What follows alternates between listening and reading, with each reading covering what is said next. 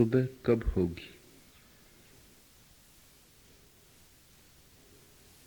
सुबह हो गई है, सुबह ही है। रात थी कब? आंखें बंद रखी तो अंधेरा है, आंखें खोली तो उजेला है। परमात्मा का सूरज तो निकला ही हुआ है। उस लोक में कभी रात्रि नहीं होती, वहां सतत आलोक है, अविच्छिन्न आलोक की धारा है। लेकिन हम आंखें बंद रखें तो अमावस रहेगी, और हम आंखें खोल लें तो पूर्णिमा है। पूर्णिमा थी ही, सिर्फ हम आंख बंद किए थे। सूफी फकीर राबिया एक मस्जिद के सामने से गुजरती थी, और सालिक नाम का फकीर मस्जिद के द्वार पर दुआ में हाथ फैलाए परमात्मा से प्रार्थना कर रहा था। सालिक कह रहा था, हे प्रभु, अब द्वार खोलो, कब तक पुकारूं? सुनो मेरी, बहुत देर हो गई, अब द्वार खोलो। मैं सिर पटक पटक के पुकार रहा हूं कि द्वार खोलो। राबिया ठिठकी, सालिक के पास गई, कंधा पकड़ के हिलाया और कहा, क्या बकवास कर रहे हो सालिक? द्वार खुले हैं, द्वार बंद कब थे? आंखें खोलो। लेकिन मनुष्य की एक बुनियादी भ्रांति है, वो दोष अपने पे नहीं लेता, दोष दूसरों पे टाल देता है। जो दोष दूसरों पे टाल देता है उसकी जिंदगी में कभी सवेरा नहीं होगा। जो दोष अपने पे ले लेता है उसकी जिंदगी में सवेरा होने लगा, पहली किरण फूट ही गई। और ये मन की तरकीब इतनी प्राचीन है और इतनी गहरी और इतनी सूक्ष्म कि एकदम से पकड़ में नहीं आती। मन कहता है रात है, हम क्या करें?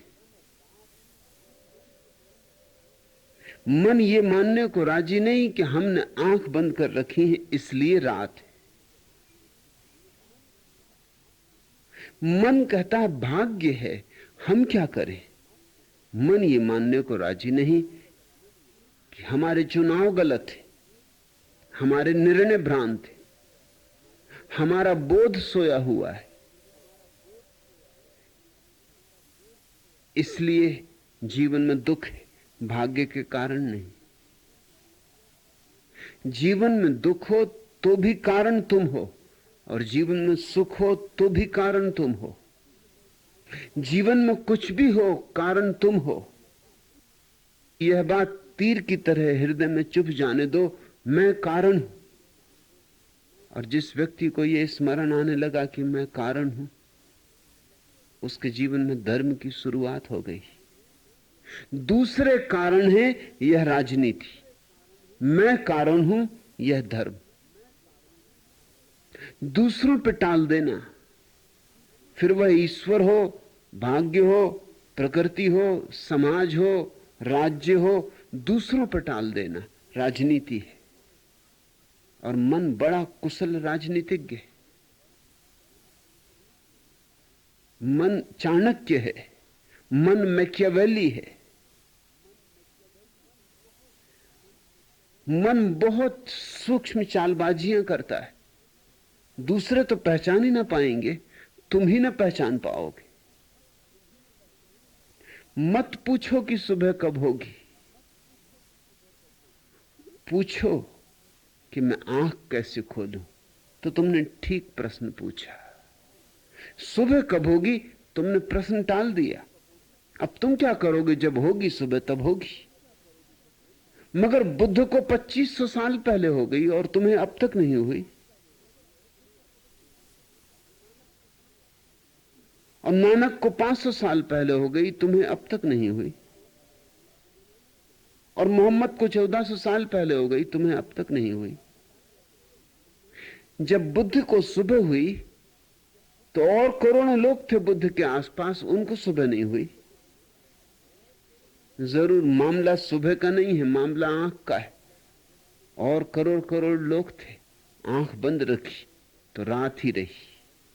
बुद्ध ने आंख खोली तो सुबह हुई। जब आंख खोलो तब सुबह। कहानी मैंने सुनी है। एक गांव में एक नास्तिक था, बड़ा तार्किक, बड़ा बौद्धिक। गांव के आस्तिक उससे हार चुके थे। गांव के महात्मा, पंडित, पुरोहित सब उससे हाथ जोड़ लिए थे। आखिर एक परिव्राजक सन्यासी गांव में आया। उस नास्तिक ने उससे भी विवाद किया। उस सन्यासी ने कहा कि मुझसे ना करो विवाद, मुझसे समय ना गमाओ, मुझे खुद ही पता नहीं, खोज रहा हूं, कह नहीं सकता कि ईश्वर है, इसलिए ये तो कैसे कहूं कि तुम गलत हो। मुझे सत्य का खुद कोई पता नहीं, लेकिन एक आदमी है जो जानता है। तुम वहां चले जाओ, व्यर्थ यहां समय खराब ना करो, अपना और दूसरों का। उस आदमी से तुम्हें मिल जाएगा। अगर जवाब मिल सकता है तो उस आदमी से मिल सकता है। और मैं सारा देश घूम चुका हूं, बस वो एक आदमी है जो तुम्हें तृप्ति दे दे तो दे दे, न दे तो समझना कि तृप्ति तुम्हारे भाग्य में ही नहीं। कौन वो आदमी है, पूछा उस नास्तिक ने। तो उसने एक फकीर का नाम लिया। चल पड़ा नास्तिक उस फकीर की तलाश में। वो फकीर एक मंदिर में ठहरा हुआ था। सुबह हुए तो देर हो चुकी थी, अब तो 9 बज रहे थे। सारी दुनिया जाग गई थी, आलसी से आलसी भी जाग गए थे, और फकीर अभी मस्त नींद में सोया हुआ था। इतना ही नहीं, शंकर जी की पिंडी पे पैर रखे हुए नास्तिक की तो छाती दहल गई।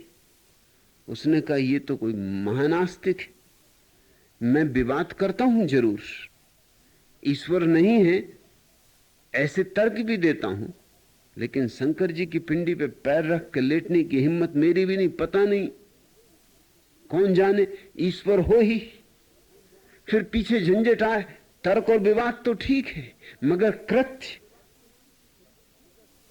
ऐसा नास्तिक कृत्य तो मैं भी नहीं कर सकता। इस आदमी ने भी किसके पास भेज दिया? ये तो महागुरु है, हमसे भी बहुत आगे गया हुआ है। और ये कोई समय है सन्यासी के सोने का?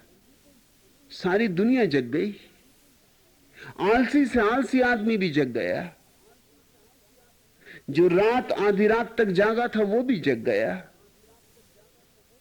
और ये महापुरुष अभी सो रहे हैं। और शास्त्र कहते हैं कि जाग जाना चाहिए साधक को ब्रह्म मुहूर्त में।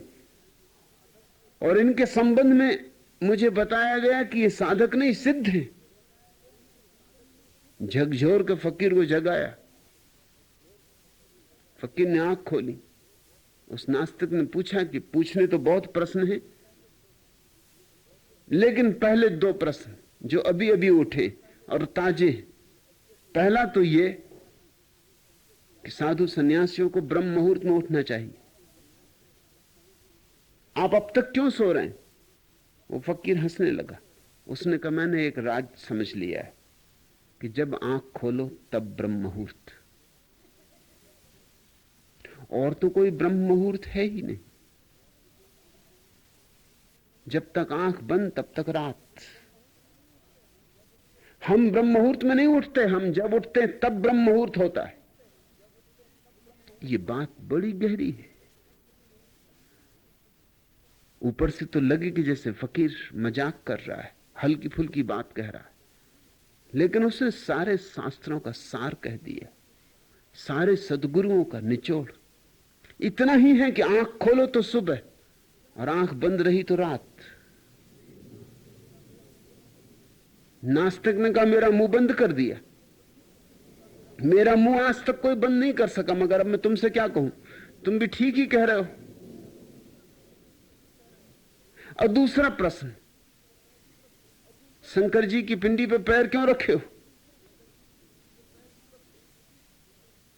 तो उस फकीर ने कहा और कहां पैर रखूं, जहां है वही है, जहां पैर रखूं उसी के सिर पे पड़ते। ये पृथ्वी भी उसी का पिंड है। ये छोटी सी पिंडी है, ये जरा बड़ा पिंड है, और बड़े पिंड है, महापिंड है, सूरज है, महासूर्य। कहां पैर रखूं? आखिर कहीं तो रखूं। पैर दिए हैं तो कहीं तो रखूंगा। और तू कौन है पूछने वाला? जब मुलाकात मेरी होगी तो आमने सामने बात हो लेगी कि पैर क्यों दिए थे। पैर दिए थे तो कहीं तो रखूंगा। और फिर पिंडी में शंकर है और मेरे पैरों में नहीं। पत्थर में शंकर है और मुझ जीवित देह में नहीं। जब से जागा हूं तब से वही बाहर है, वही भीतर है, बस वही है। पूछो कि आंख कैसे खोलूं? टालो मत। कारण तुम हो। समझा तुम्हारे प्रश्न को और तुम्हारी पीड़ा को भी समझा, क्योंकि ऐसे प्रश्न पीड़ा से उठते हैं, जिज्ञासा से नहीं। तुम पूछते हो भगवान सुबह कब होगी। ऐसे प्रश्नों में आंसू हैं, ऐसे प्रश्नों में पीड़ा है, प्रार्थना है। ऐसे प्रश्नों में इस बात का बोध है कि घना अंधेरा है, और कब तक, और कब तक,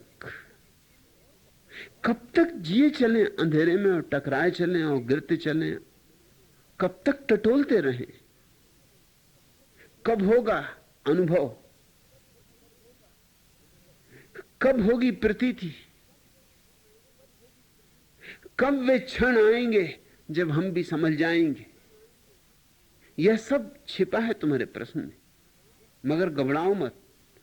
रात जितनी अंधेरी होती है उतना ही सुबह करीब होता है। सदगुरुओं के पास जाओगे पहले तो रात अंधेरी होना शुरू हो जाएगी,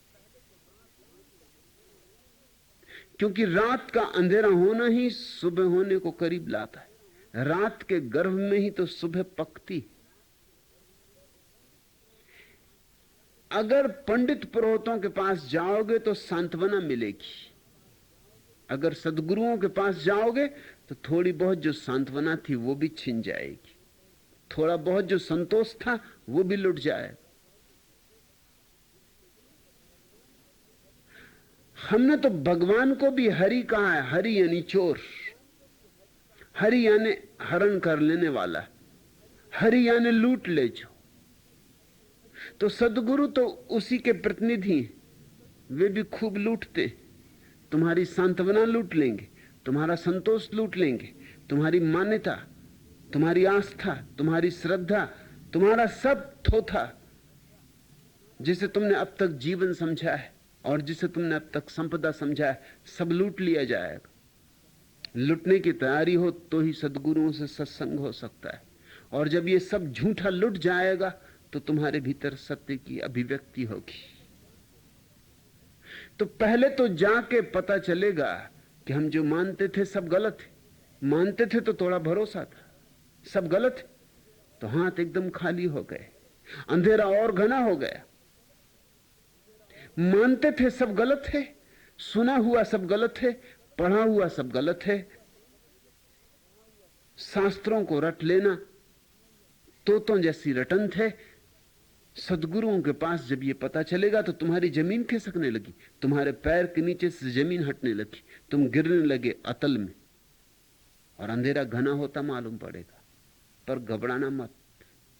इसके पहले कि तुम्हें सांत्वना मिले, झूठी सांत्वना छूट जानी जरूरी है। इसके पहले कि तुम्हें सत्य मिले, मिथ्या भरोसे, विश्वास छूट जाने जरूरी। इसके पहले कि श्रद्धा का फूल खिले, विश्वासों के पत्थर हट जाने जरूरी हैं। विश्वास तो होता उधार, श्रद्धा होती स्वयं की। विश्वास होता किसी का दिया हुआ, श्रद्धा होती अपने अनुभव की। इसके पहले कि तुम जाग सको बहुत कुछ छीना जाएगा, और जैसे जैसे तुम्हारा पुराना घर गिरेगा तुम घबराओगे। तुम आए थे घर को सजाने, घर को बड़ा करने, तुम आए थे घर को और सुरक्षित बनाने। टूटने लगा, एक एक ईंट गुरु खींचता जाएगा, लेकिन पुराना घर गिराना ही होगा, तभी नया घर बनाया जा सकता है। पुराना जब तक छूट न जाए तब तक नए के होने की कोई संभावना नहीं। एक चर्च बहुत पुराना हो गया था, जरा जीर्ण, गिरने के करीब। अब गिरा तब गिरा, हवा के झोंके आते थे तो चर्च कपता था। चर्च के भीतर कोई जाके उपासना करने को राजी नहीं था, कब गिर जाए। इतनी जोखिम चर्च जाने वाले लोग नहीं लेते। चर्च जाने वाला जोखिम लेने नहीं जाता, सुरक्षा खोजने जाता है। आखिर चर्च के पंचों को बैठक बुलानी पड़ी कि अब कुछ करना ही होगा। और चर्च बहुत पुराना था, और पुराने से मोह होता है। जितना पुराना हो उतना मोह होता है। बड़ा मोह था उसे बचाने का, लेकिन अब बचने को उपाय नहीं दिखाई देता था। अब उपासक आने ही बंद हो गए थे। अब तो चर्च का पादरी भी भीतर जाते डरता था, कपता था। जाता भी था तो जल्दी बाहर निकल आता था। आकाश में बादल गड़गड़ाते, मेघ घुमड़ते, तो लोग घर के बाहर निकल के देखते कि चर्च बचा कि गिर गया। पंचायत बैठी, लेकिन पंच भी चर्च के भीतर बैठक नहीं बुलाए। वो भी चर्च से काफी दूर एक झाड़ के नीचे मिले। बड़ा विरोध था, अनेकों ने विरोध किया कि पुराना चर्च, इतना प्राचीन, बाप दादों की धरोहर, सदियों सदियों का अनुभव, सदियों सदियों की प्रीति, ऐसे गिराया नहीं जा सकता। मगर फिर उपासक कोई आते भी नहीं तो चर्च का प्रयोजन क्या, गिराना तो होगा ही। तो फिर उन्होंने कुछ प्रस्ताव पास किए। पहला प्रस्ताव था, हम बहुत दुखी हैं, मजबूरी है, हे प्रभु हमें क्षमा करना, इस पुराने चर्च को गिराने का हम प्रस्ताव करते। लेकिन तत्क्षण अपराध भाव से पीड़ित वे थे। दूसरा प्रस्ताव उन्होंने किया कि नया चर्च बनाएंगे और बिल्कुल पुराने जैसा बनाएंगे। ठीक हूबहू यही होगा, ऐसा ही होगा। लेकिन अपराध भाव बड़ा था, इतनी पुरानी चीज को तोड़ने जा रहे थे। तो तीसरा प्रस्ताव किया कि नया चर्च बनाएंगे तो पुराने चर्च की ही ईंट, द्वार, दरवाजे, खिड़कियां, कांच सब पुराने चर्च के ही लगाएंगे, नई एक चीज जरा भी ना लगाएंगे। लेकिन अपराध भाव बहुत गहरा था। तो चौथा प्रस्ताव उन्होंने पास किया कि जब तक नया न बन जाएगा तब तक पुराने को गिराएंगे नहीं।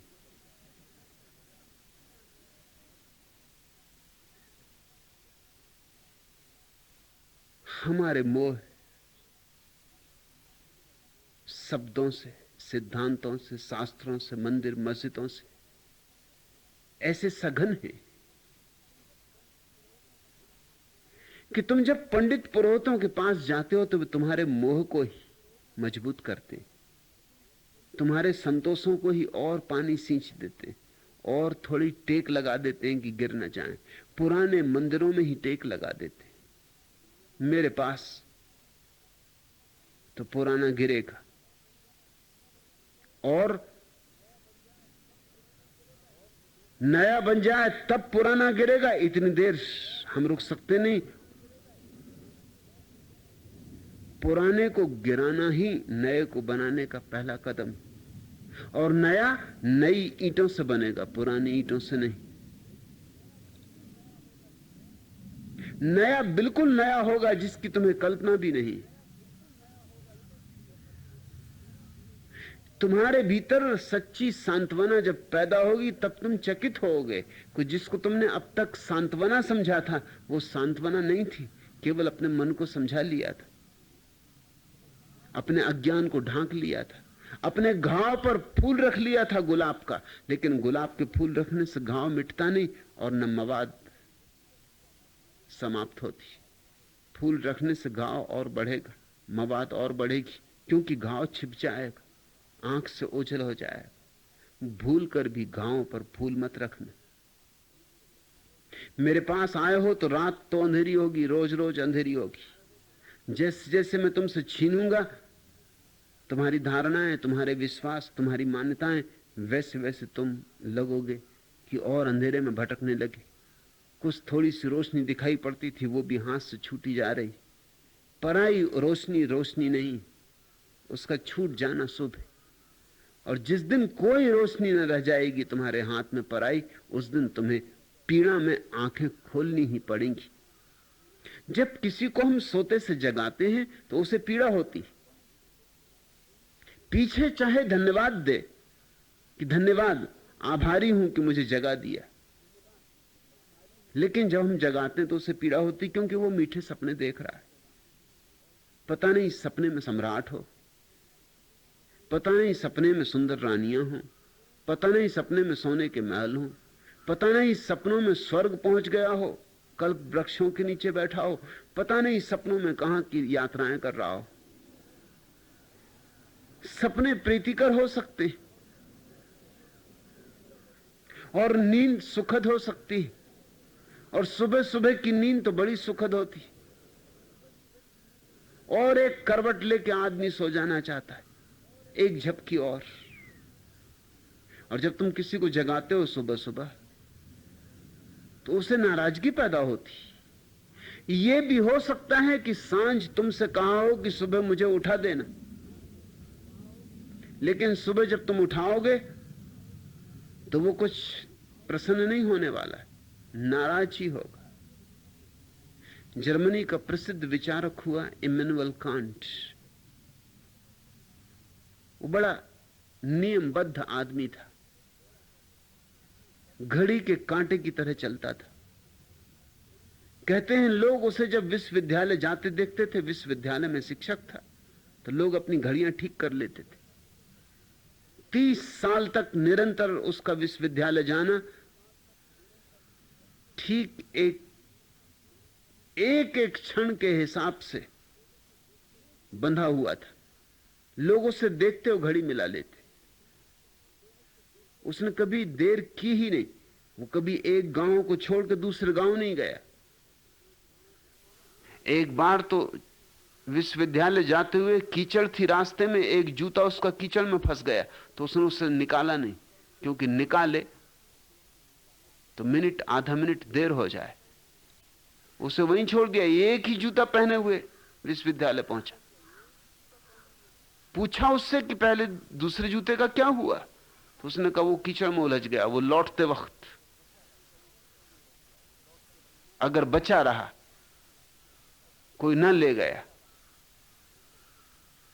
तो कोशिश करूंगा, लेकिन अभी देर हो जाती, आधा मिनट की शायद देर हो जाती।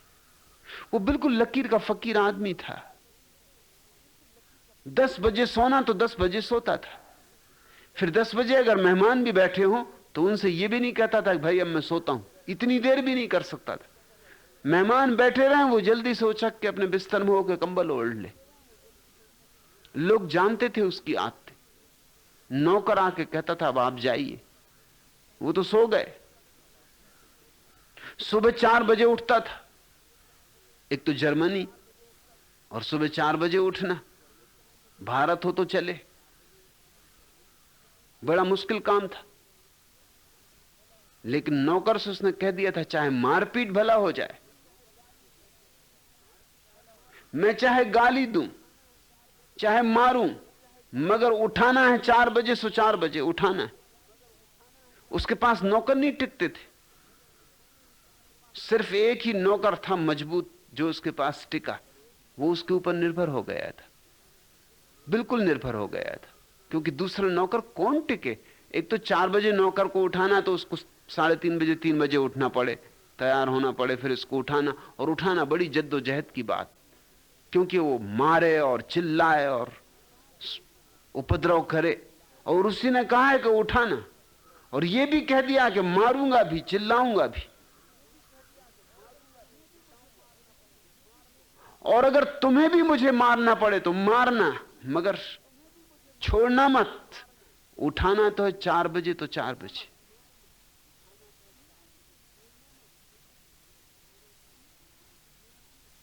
लोग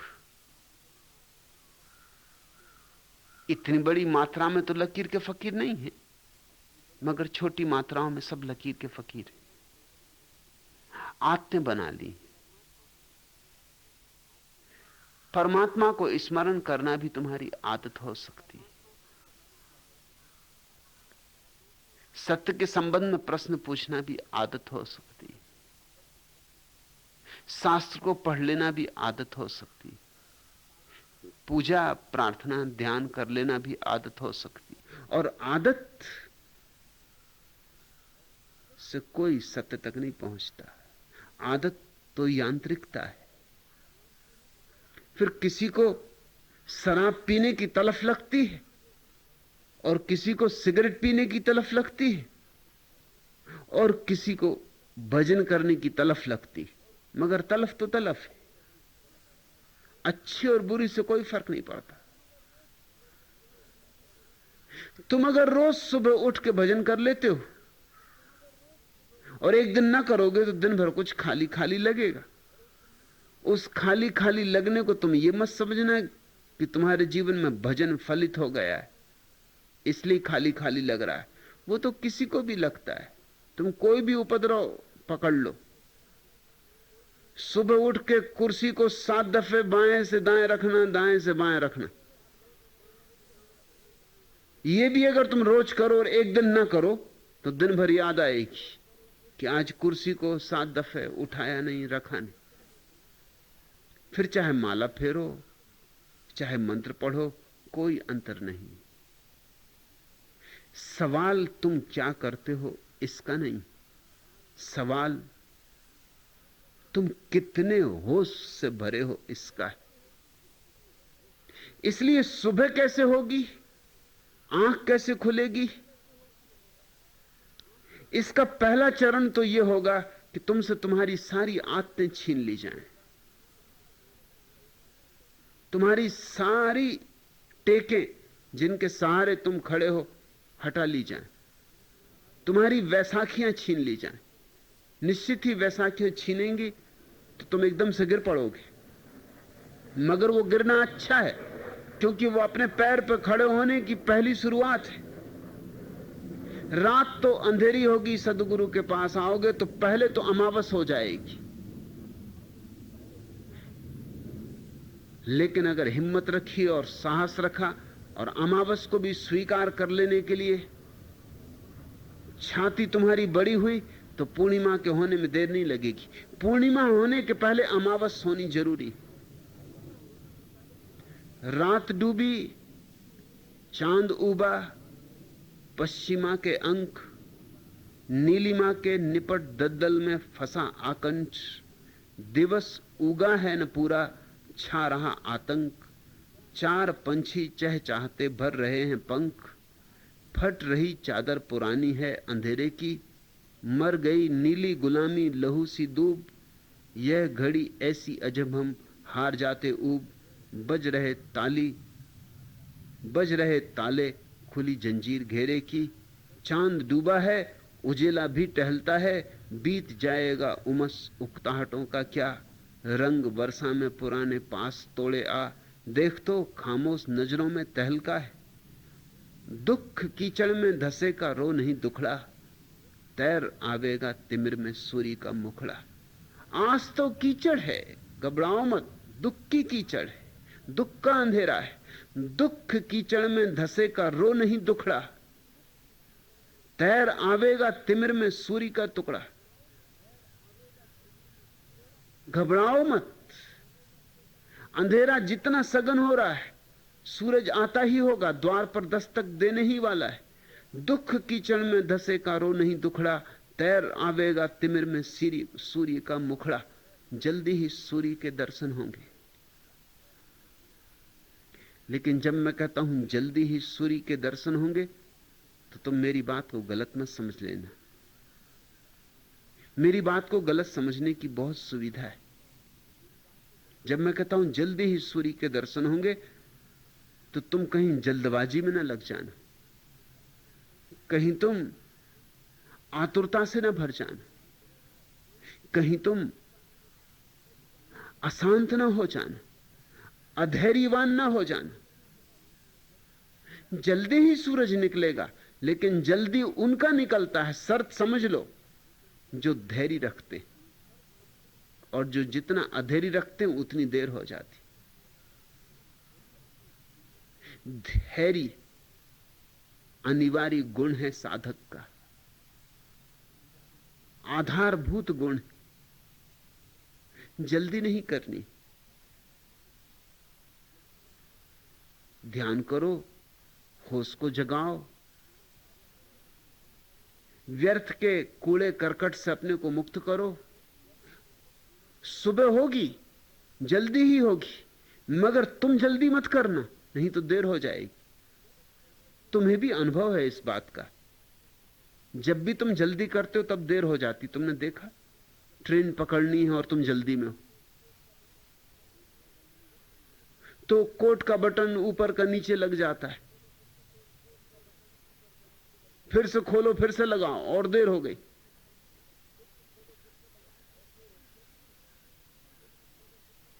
इतनी जल्दी है कि सूटकेस में कुछ का कुछ रख लेते हो, फिर खोलो निकालो, जो रखना था वो बाहर रह गया, जो नहीं रखना था वो भीतर चला गया।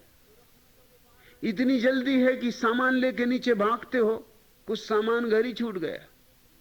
वो स्टेशन पे जाकर पता चलता है कि टिकट तो घर ही भूला है। जितनी जल्दी करोगे, जल्दी का मतलब होता तुम बेचैन हो गए, और बेचैनी में भूल चूक हो जानी बिल्कुल स्वाभाविक है। जितना धैर्य रखोगे, जितने शांत, उतनी ही जल्दी होगी, और जितनी जल्दी करोगे उतनी ही जल्दी की संभावना कम। फिर जीवन अनंत है, क्या जल्दी? आज जागे, कल जागे, कब जागे कोई फर्क नहीं पड़ता, अनंत काल है। जिस दिन जागोगे उस दिन ऐसा थोड़ी लगेगा कि बुद्ध 2500 साल पहले जागे और तुम 2500 साल बाद जागे। 2500 साल की क्या गणना है इस अंतहीन समय की यात्रा में। पृथ्वी को बने वैज्ञानिक कहते हैं 4 अरब वर्ष हो गए। 4 अरब वर्षों में 2500 साल की क्या गणना है? और पृथ्वी बहुत नया नया ग्रह है। सूरज को बने कोई 1000 अरब वर्ष हो गए,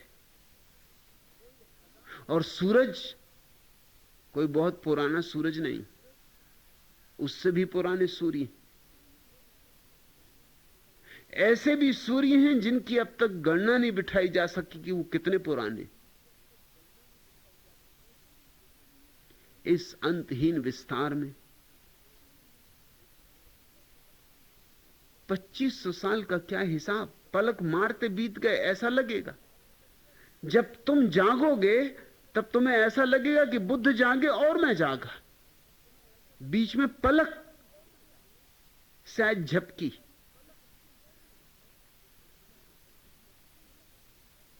तुमने फिल्मों में देखा ना, समय की गति को बताने के लिए कैलेंडर की तारीखें एकदम बदलती जाती, महीने बदलते जाते, घड़ी का कांटा तेजी से घूमता जाता है समय की गति बताने के लिए। मगर अगर अनंत को हम ख्याल में रखें तो 25 साल ऐसे बीत जाते हैं जैसे पल बीता। हजारों साल का कोई हिसाब नहीं।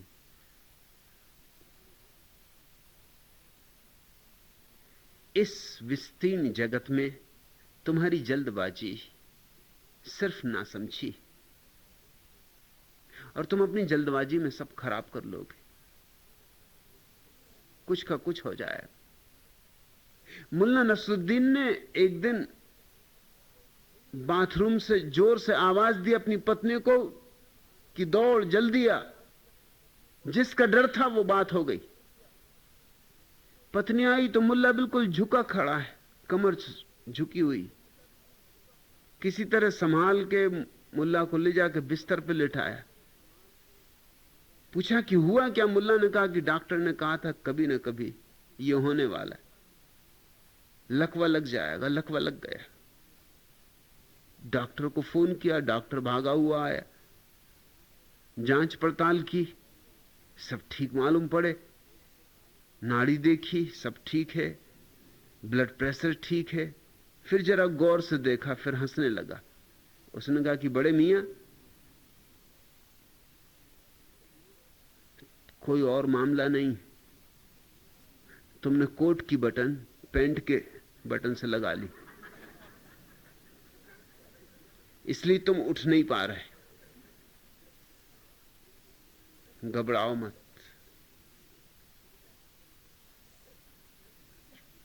मुल्ला की तो कहानी है, लेकिन बड़े साहित्यकार अंग्रेजी के डॉक्टर जॉनसन के जीवन में वस्तुतः उल्लेख है।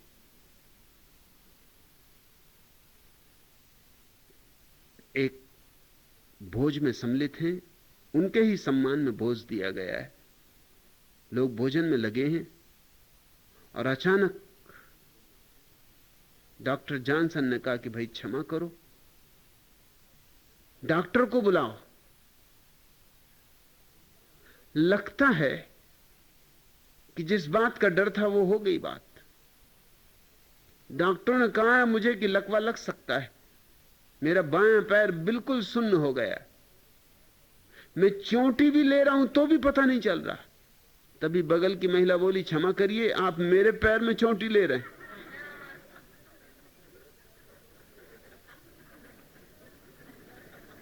तो पता कैसे चलेगा आपको?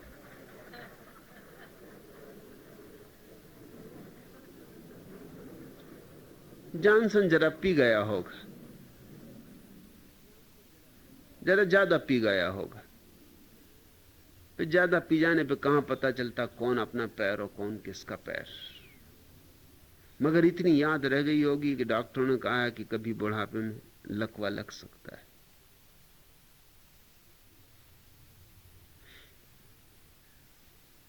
जल्दी ना करना, कोई जल्दी नहीं, आहिस्ता चलो, हौले हौले चलो, सने सने। प्राण बहुत जीते, गीतों के मरने का दर्द बहुत पीते। प्राण बहुत जीते, गीतों की लड़ियों से तारों के झरने का एक तार टूट गया। चंदा से चांदी से अंतर की धरती का नाता सा टूट गया।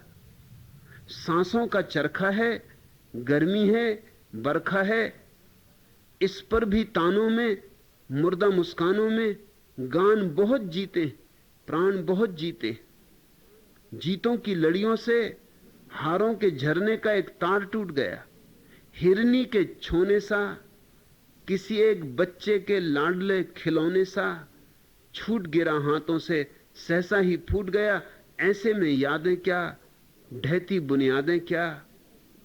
इस पर भी राहों में, साधों में, चाहों में दान बहुत जीते, प्राण बहुत जीते। प्यासों की लड़ियों से अधरों के झरने का एक तार टूट गया। लहरों के अंदर की धानी परछाइयों को कोई ज्यों लूट गया।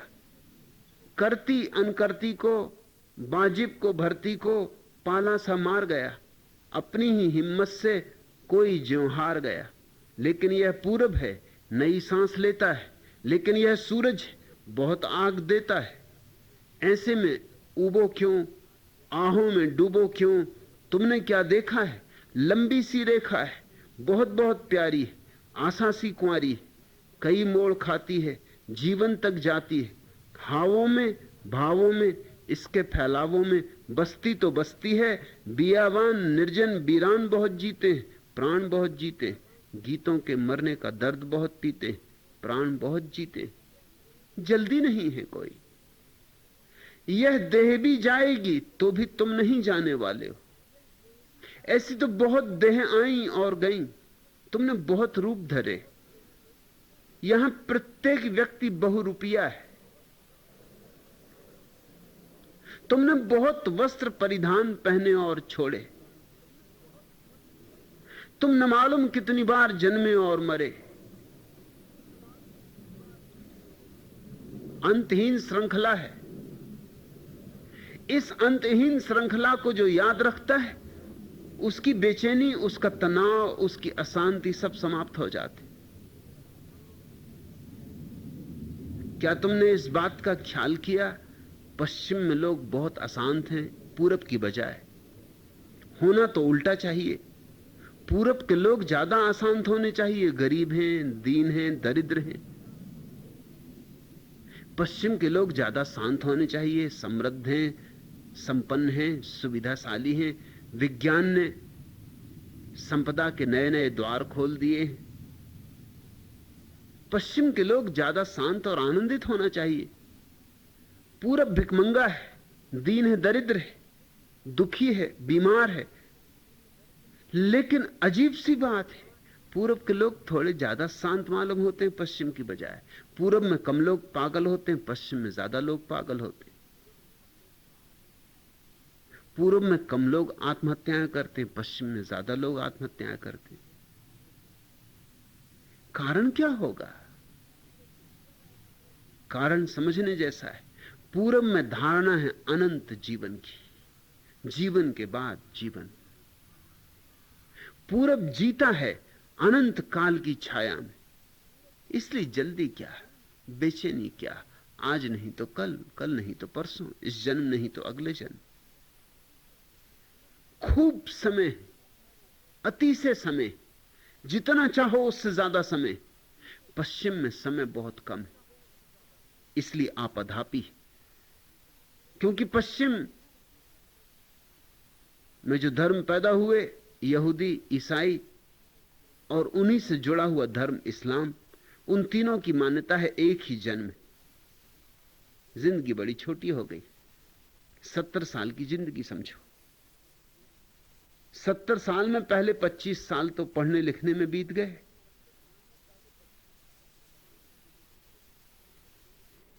सत्तर साल में 20-25 साल तो सोने में बीत जाएंगे। 1/3 तो सोओगे ना। 70 साल में 20-25 साल तो मजदूरी रोटी कमाने में लग जाएंगे। बचता क्या है? हाथ क्या बचता है? जिंदगी बहुत छोटी। एक हिस्सा सोने में चला गया, एक हिस्सा रोटी रोजी कमाने में चला गया, बड़ा हिस्सा पढ़ने लिखने में चला गया। कुछ थोड़ा बहुत जो बचा, वो पूना से बंबई की ट्रेन पकड़ो, बंबई से पूना की ट्रेन पकड़ो, उसमें निकल गया। कुछ थोड़ा बहुत और बचा तो पत्नी से लड़ो झगड़ो कि मोहल्ला पड़ोस के लोगों से बकवास करो। कुछ और बचा थोड़ा बहुत तो ताश खेलो, शतरंज बिछाओ। मगर बचता क्या है? तो एक घबराहट है। जिंदगी भागी जा रही, हाथ से निकली जा रही, और अभी कुछ हुआ नहीं, और अभी कुछ हुआ नहीं। और अब तक न परमात्मा का दर्शन है, न सुबह हुई, न आनंद के द्वार खुले। अभी तक मंदिर का ही पता नहीं। किन सीढ़ियों को चढ़ें, किन मंदिरों में प्रवेश करें। इसलिए बहुत घबराहट है। उसी घबराहट का परिणाम है पश्चिम में बड़ा संताप है। सुख की सारी सुविधा होने पर भी सुखी होने योग्य धीरज नहीं। लोग भागे जा रहे हैं। गति का अपने आप में मूल्य हो गया है।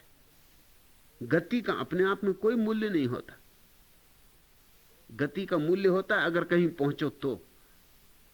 गति का अपने आप में क्या मूल्य है? अगर कहीं पहुंचो ही ना और कोल्हू के बैल की तरह दौड़ते रहो तो गति का क्या मूल्य है? मैंने सुना है एक हवाई जहाज के पायलट ने यात्रियों को कहा कि क्षमा करें, रास्ता भटक गया है और रास्ता खोजने का यंत्र खराब हो गया है, लेकिन घबराएं ना, इतना तो बुरा समाचार है कि रास्ता खोजने का यंत्र खराब हो गया है, अब हमें पता नहीं हम कहां हैं और कहां जा रहे हैं। इतना बुरा समाचार है, लेकिन एक अच्छी बात भी है, एक सुषमाचार भी है। सुषमाचार यह है कि हम जहां भी जा रहे हैं गति से जा रहे हैं, पूरी गति से जा रहे हैं। लेकिन अगर यही पता ना हो कि कहां जा रहे हो तो कितनी ही गति से जा रहे हो, क्या फर्क पड़ता है? गति का क्या मूल्य? लेकिन पश्चिम में गति का मूल्य बहुत बढ़ गया, समय बचता है। और फिर समय बचा के लोग क्या करते? पहले समय बचा लेते तो कारों की गति बढ़ती जाती, ट्रेनों की गति बढ़ती जाती, हवाई जहाजों की गति बढ़ती जाती। पहले समय बचाना है, फिर समय बचा के क्या करना है? फिर समय काटो, क्योंकि समय काटे नहीं कटता। ये खूब मजा रहा। पहले समय बचाओ, उसके लिए बड़े उपद्रव मोल लो, और फिर इसके बाद जब समय बच जाए तो सिर से हाथ लगा के सोचो कि अब करना क्या। अब शराब पियो, जुआ खेलो, सिनेमा जाओ, टेलीविजन देखो, ताश खेलो, शतरंज बिछाओ, करो क्या? अब समय बच गया। लेकिन ये समय बचाने की दौड़ और ये इतना अधैर्य उस धारणा का परिणाम है जो कहती बस एक जिंदगी का सब कुछ, एक जिंदगी के बाद फिर कोई जिंदगी नहीं। पूरब के पास बड़ा विस्तीर्ण समय और पूरब की धारणा ज्यादा अस्तित्व के अनुकूल है। एक जिंदगी का क्या मूल्य हो सकता है? और एक जिंदगी आकस्मिक दुर्घटना जैसी आएगी और चली जाएगी। नहीं, अनंत काल तक आदमी सीखता है, पकता है, प्रौढ़ होता है। यह आदमी की चेतना का बीज कोई छोटा मोटा बीज नहीं है। इस बीज में परमात्मा छिपा है। मौसमी फूल नहीं है ये। बड़े बड़े दरख्त जो आकाश छूते हैं समय लेते हैं बढ़ने में, और ये चेतना का दरख्त तो सबसे बड़ा दरख्त है। ये तो बदलियों के पार जाता है, ये तो आसमानों के पार जाता है, ये तो 7 आसमानों को पार करता है, परमात्मा के चरण छूता है। इसलिए जल्दी नहीं। मत पूछो कि सुबह कब होगी। सुबह होगी, सुबह हो ही गई है मेरे हिसाब से, सुबह ही है। तुम्हारे हिसाब से नहीं हुई तो तुम्हें आंख खोलने का रास्ता सिखाएंगे, और वही मैं कर रहा हूं कि आंख कैसे खोली जाए। सुबह की चिंता ही नहीं। आंख खोलने में 2 बातें सर्वाधिक महत्वपूर्ण हैं। एक, विचारों की भीड़ रहे तो आंख बंद रहती है, विचारों की भीड़ छट जाए तो आंख खुलने लगती। पतंजलि कहते हैं निर्विचार हो जाओ तो आंख खुल गई। और दूसरी बात, विचार से भी गहरी भाव की दशा है। अगर विचार भी चले जाएं और भावों की तरंगें बनी रहें तो आंख अध खुली ही रहेगी, बस जरा जरा खुली, एक कोर खुला, थोड़ी सी सुबह दिखाई पड़ेगी। लेकिन अगर भाव की तरंगें बनी रही तो तुम पूरे सूर्य के दर्शन न कर पाओगे। भरोसा आ जाएगा कि सुबह है, लेकिन भरोसे के साथ साथ संदेह भी खड़ा रहेगा, क्योंकि आंख जरा सी खुली, जितनी खुली है उतना भरोसा प्रकाश पर, और जितनी नहीं खुली है उतना भरोसा अंधकार पर। तुम दुविधा में रहोगे, द्वंद्व में रहोगे। आंख पूरी खुलनी चाहिए तो निर्द्वंद होता आदमी। तो दूसरा सूत्र, निर्भाव हो जाओ। न तो विचार रहे न भाव रहे, शुद्ध चैतन्य रह जाए, दर्पण की भांति साक्षी मात्र। बस खुल गई आंख, हो गई सुबह।